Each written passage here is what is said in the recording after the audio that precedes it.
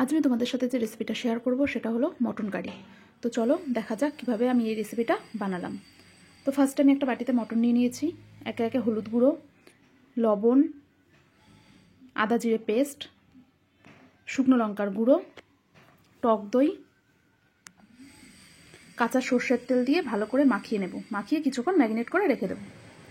এরপর আমি কড়াইয়ে তেল নিয়ে নিয়েছি। প্রথমে ফার্স্টে আমি আলুগুলোকে ভালো করে ভেজে নেব।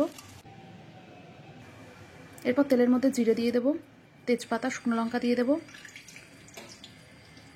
তারপর দিয়ে দেব হলো পেঁয়াজ কুচি। ভালো করে নাড়িয়ে চাড়িয়ে এরপর দিয়ে দেব হলো রসুনের পেস্ট।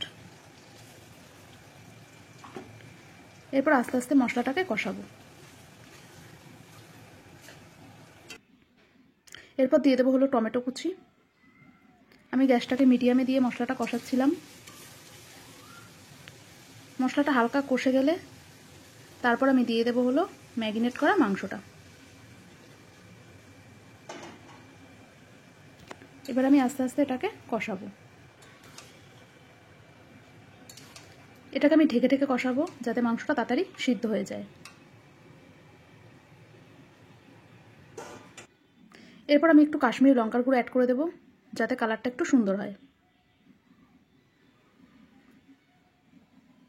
এরপর গ্যাসটাকে মিডিয়ামে দিয়ে আমি আস্তে আস্তে কষাবো। আমি এটাকে ঢেকে ঢেকে কষাবো।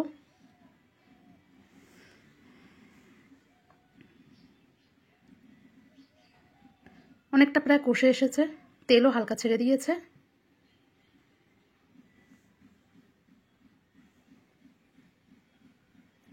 এরপর আমি যে আলুগুলোকে ভেজে রেখেছিলাম সেই আলুগুলোকে এর মধ্যে দিয়ে দেব। আমি জল দেওয়ার আগে আলুগুলোকে দিয়ে দেব, দিয়ে একটু ভালো করে নাড়িয়ে চাড়িয়ে নেব।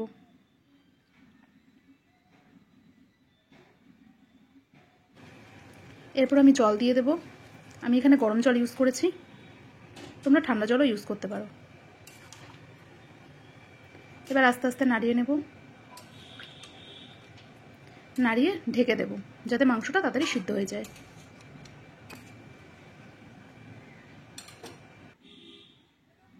কিছুক্ষণ বাদে ঢাকনা তুলে আস্তে আস্তে আমি নাড়িয়ে নেব। মটনটা প্রায় হয়ে এসেছে। এরপর ঝোলটা একটু ফোটার পর আমি এতে গরম মশলা অ্যাড করে দেব। 1-2 মিনিট ফোটার পর এটা আমি নামিয়ে নেব। তো রেডি আমার মটন কারি। ভিডিওটা ভালো লাগলে জানিও, আর ভালো লাগলে লাইক করে দিও।